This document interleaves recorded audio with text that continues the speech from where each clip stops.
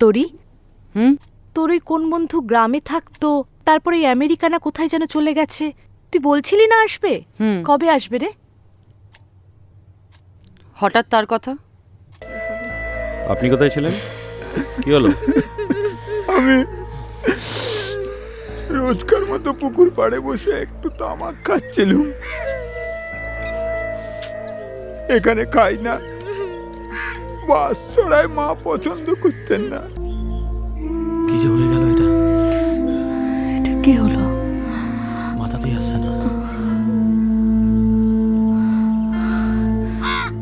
ইস, কি করে হলো? রাতের বেলা মায়ের জন্য দুধ সাবু নিয়ে যাচ্ছিলাম। রান্নাঘরটা তো ওই নিচে ওই দিকে। রান্নাঘর থেকে বেরিয়ে দেখি মা মুখ থুবড়ে এখানে পড়ে আছে।